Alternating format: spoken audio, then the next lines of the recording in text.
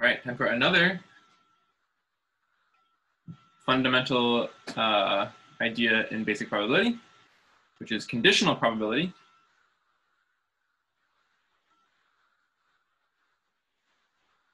And independence.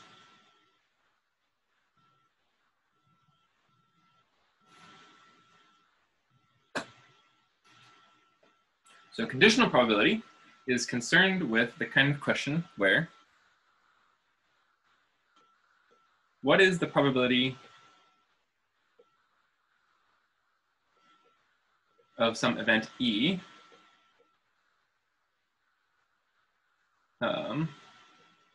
if we have already some extra information, if we know another event F has happened,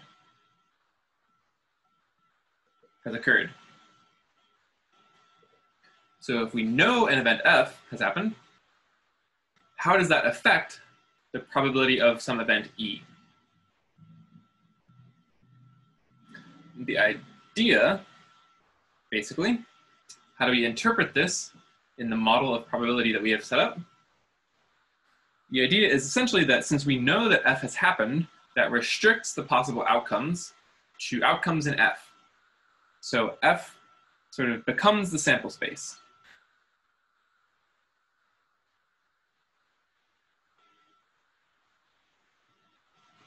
Okay, but how do we write this down in terms of our probabilities? Define the conditional probability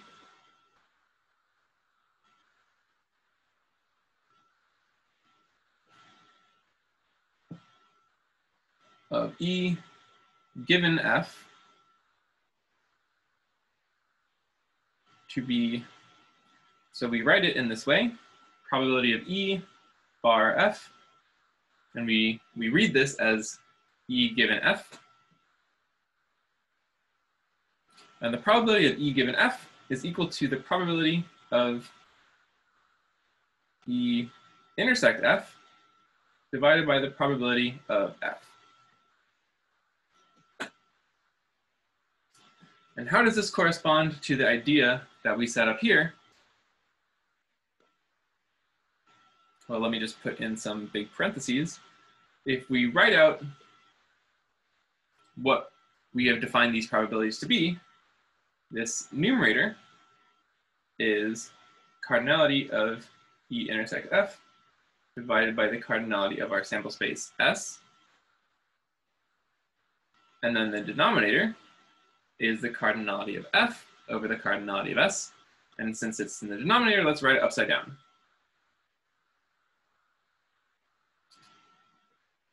And you can see that S cancels out, and this is just the cardinality of E intersect F divided by the cardinality of F. And this very much means what we set up here. We have the same formula that we usually use for probability, except we're considering F to be the sample space, and when we're considering E intersect F to be a sort of new event in that sample space.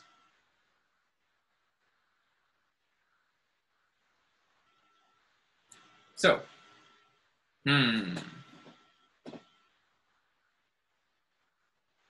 let's look at an example.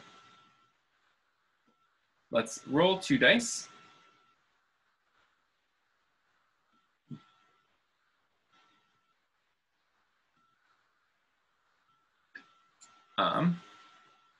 Suppose the first comes up 6.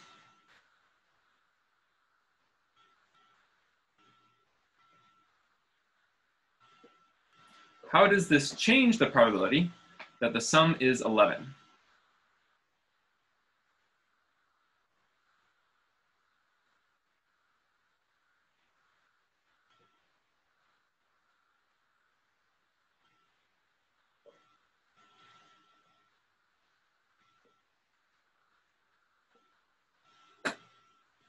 So let's calculate some probabilities. So let's say E is the event that our 2 dice add to 11. And F is the event that the first die is a 6. So now let's write out all the relevant probabilities. And we've defined these things in terms of sample spaces and sets, but let's not write all that out explicitly. Let's just sort of do that in our heads. So the probability of E, what is the probability that they add to 11? So let me write this out and then erase it. We know that there's 36 ways, which is 6 times 6, to get 2 die rolls. And the outcomes that add to 11 are 5, 6, and 6, 5. So we have 2 of those. So we get the cardinality E is equal to 2.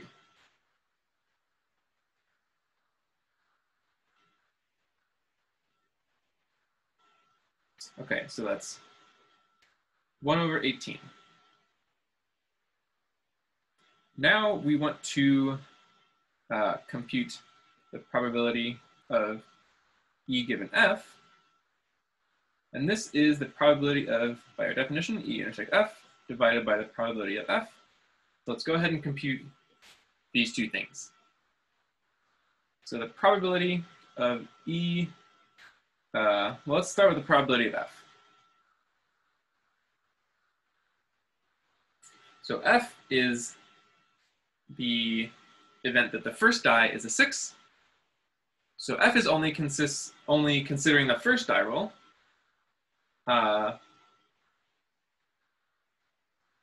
So we can think of that as having 6 outcomes, and one of them is a 6. If you wanted to, you could also think of this as 36 outcomes. If you want to consistently use the same sample space, we can definitely work in the same sample space. Then there are 6 outcomes where the first die is a 6, because you account for all of the possibilities for the second die. And you can see that these are the same. So the probability of F is 1/6, and E intersect F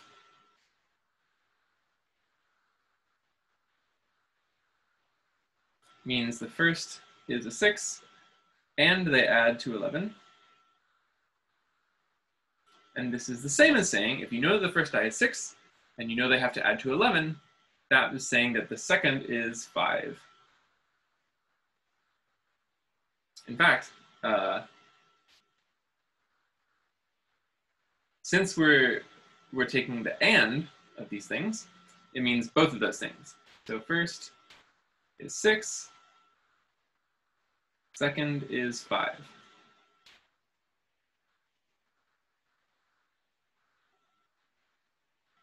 So the probability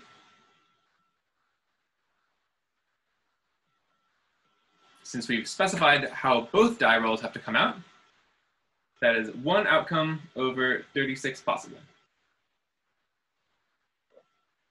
So now we have all the parts. Move this down a little bit so it doesn't collide with anything. We have all the parts. We can now compute our conditional probability. So the probability that the sum comes out to be 11, given that the first die is a 6, is, let's see, probability of E given F is 1 over 36, and the probability of F is 1/6. And if you do this division, this should turn out to be 6 over 36, so that is 1/6.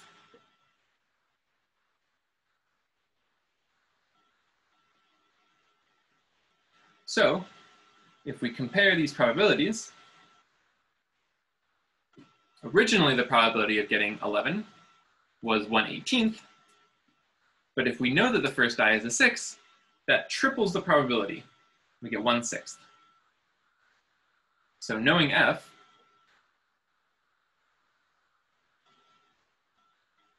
triples the probability of E.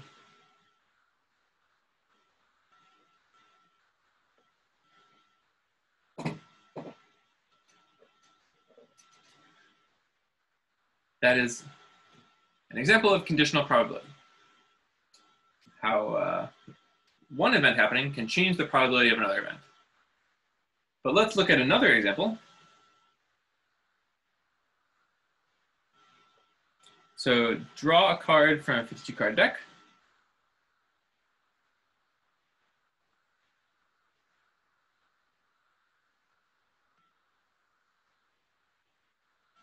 And suppose it's a spade.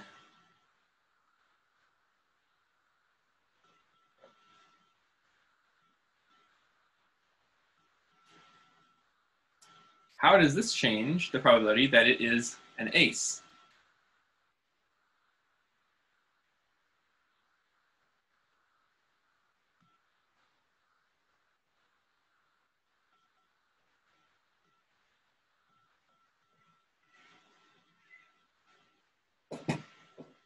So let's blaze through this a little bit faster. So let's say E is the event that you're an ace. F is the event that you're a spade. And E intersect F is the event that you are the ace of spades.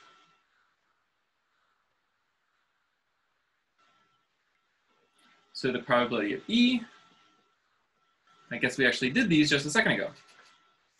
Probability of getting an ace is 1 over 13, because it is 4 out of 52. There are 4 aces in the deck. Probability of F is 1 in 4, because it's 13 over 52. There are 13 spades in a 52 card deck. And the probability of E intersect F is 1 over 52, because there is 1 ace of spades in a 52 card deck. So the probability of E given F is this over this, I believe. Right, because it's E intersect F divided by F.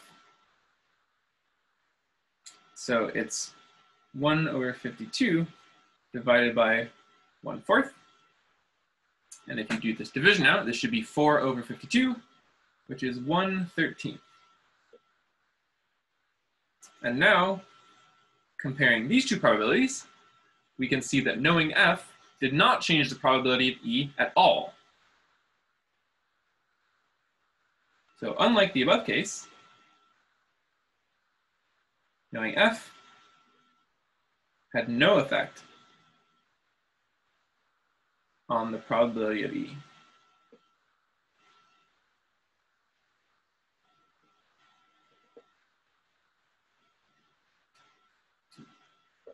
So this is what we mean by independence.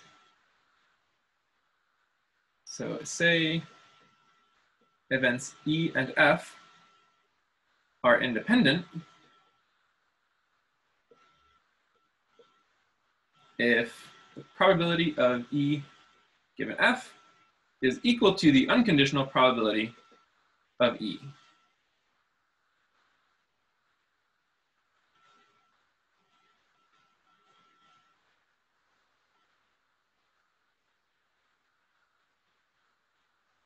So this is one definition, but there's an equivalent definition that you may often see, in which I'm even going to say it is equivalent and often more useful.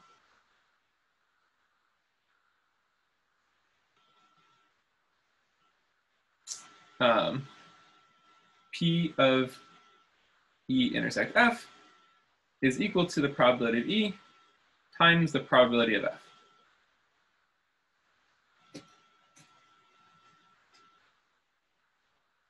And just to point out why these two are equivalent, let's put in parentheses, then probability of E given F, probability of E intersect F over probability of F by definition.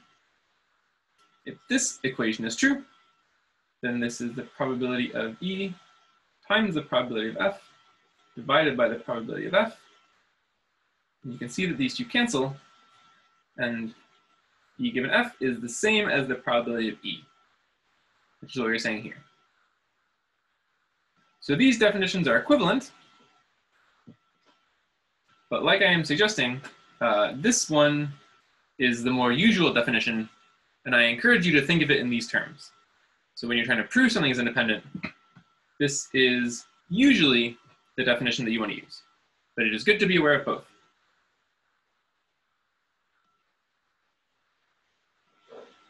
So what are some examples? Well, we've just had some examples.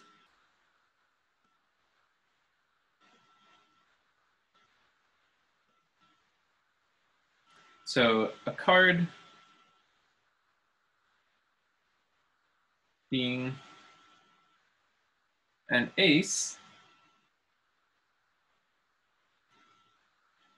and being a spade are independent.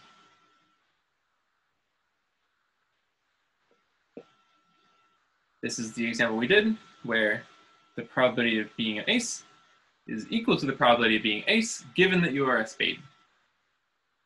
And we can see this also from the other definition, that the probability of E intersect F is equal to the product of these two probabilities. That checks out as well.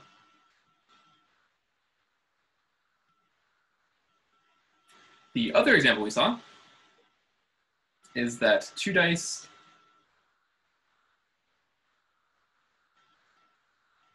adding to 11 and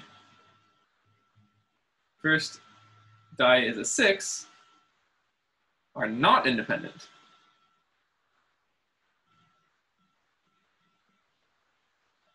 So if we go back up to that example quickly, we can see that the probability of adding to 11 is different from the probability of adding to 11, given that the first die was a 6. So since the probability changed, they are not independent. And we should also be able to see this from the fact that the probability of the intersection is different from the product of these two probabilities. So in fact, I don't know what you get when you multiply 6 and 18 right off the top of my head, but it's definitely a lot bigger than 36. So you can see that those are not the same.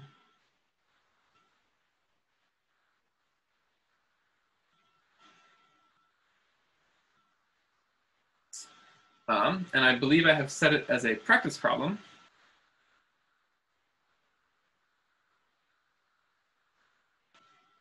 If you roll 2 dice, then adding to 7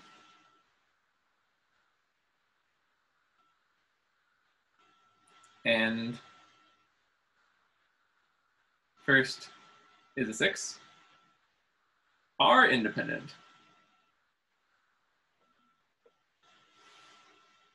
So you can have some things that are maybe slightly counterintuitive. Like this example, knowing the sum of the 2 dice is not independent from knowing the first die. But in this example, knowing the sum of the 2 dice is independent from knowing the first die. That's a little mysterious, or not necessarily mysterious, but it shows you that there are more than one thing that can be going on. And, so let me leave that visible.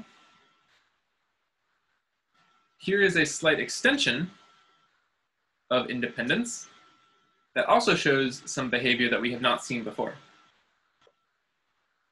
So let E1 through En be a collection of events in some sample space. This collection is pairwise independent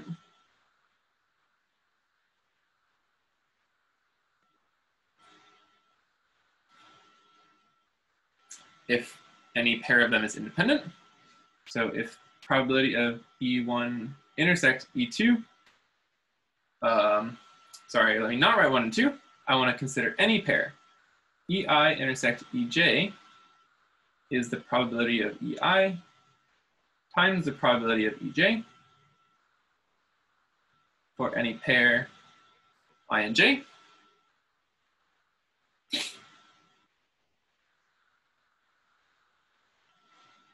me make this a semicolon and continue the sentence. They are mutually independent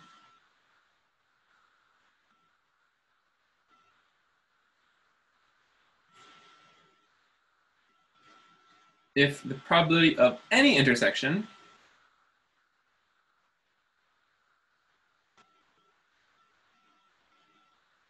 is equal to the product, or sorry, the probability of any intersection is equal to the product of all those probabilities.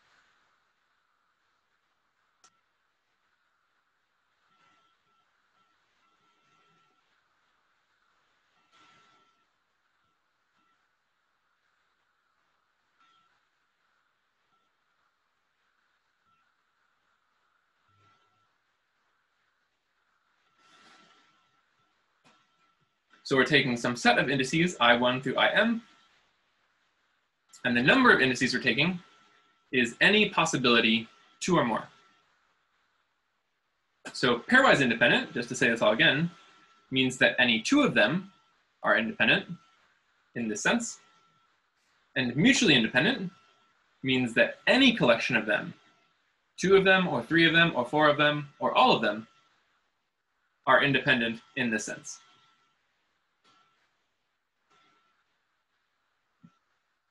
And the point is that these are different.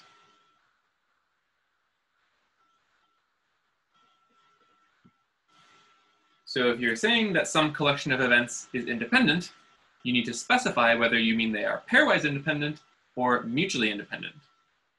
And this is a little bit strange because for examples of these types of things that we've seen before, there was no difference. So for example, if we think about a set of subsets being disjoint, then being pairwise disjoint is the same thing as being mutually disjoint. Or if we think of a collection of numbers being relatively prime, then being pairwise relatively prime is the same as being mutually relatively prime. But for independence, they mean slightly different things. So here's an example.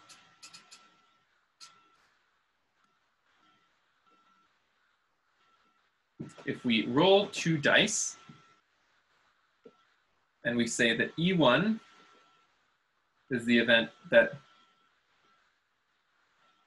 the first die is a 6, E2 is the event that the second die is a 7, sorry, can't get a 7, second is a 6, let's say, on the 6-sided die, and E3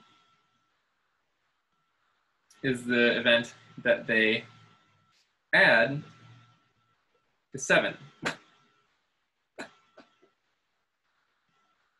So these are pairwise independent.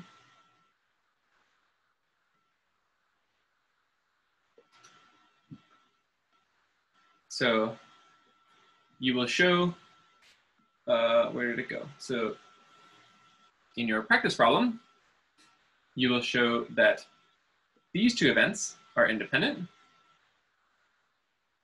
And for the same reason, these 2 events are independent. Doesn't really matter whether you take the first die or the second die. And these 2 events, if you know the result of the first die, that will not affect the result of the second die.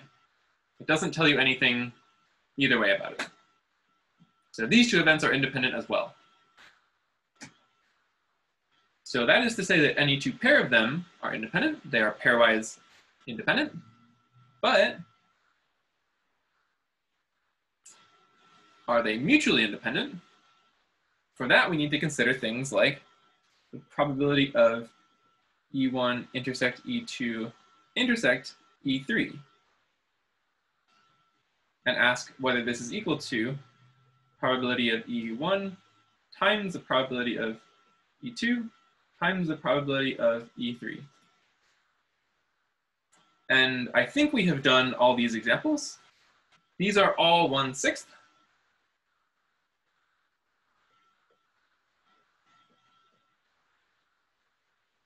But the probability of E1 intersect E2 intersect E3, which is to say all of them happening simultaneously, that would mean that the first die is a 6, and the second die is a 6, and they add to 7, which is manifestly impossible because 2 6s add to 12, and not 7. So the probability of this is 0. and we see they are not equal. So these events are not mutually independent.